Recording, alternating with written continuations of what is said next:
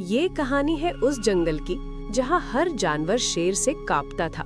वो शेर सिर्फ ताकतवर ही नहीं बल्कि बेहद चालाक और निर्दयी भी था। उसकी आंखों में शिकार के अलावा कुछ नहीं दिखता था। कोई उसके करीब आने की हिम्मत नहीं करता था। उसी जंगल के दूसरे छोर पर रहता था एक विशाल हाथी।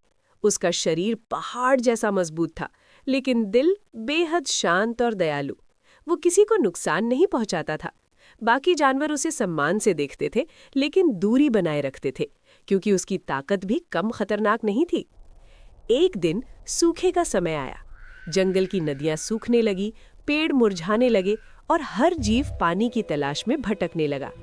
उसी तलाश में शेर और हाथी पहली बार आमने सामने आए। शेर की नजर जैसे ही हाथी पर पड़ी, उसके भीतर शिकार की आग भड़क उठी। लेकिन वो जानता था ये आसान नहीं होगा। हाथी को गिराना जंगल का सबसे कठिन काम था। दूसरी ओर हाथी ने शेर को देखा और उसकी आंखों में डर नहीं बल्कि सतर्कता थी। वो जानता था कि सामने खड़ा जीव सिर्फ शिकारी नहीं, जंगल का राजा है। दोनों कुछ पल तक एक दूसरे को देखते रहे, जैसे वक्त थम गया हो। फिर अचानक झाड़ियों में हलचल हुई। एक शिकारी का जाल वहां बिछा हुआ था, जो किसी भी पल किसी को भी फंसा सकता था।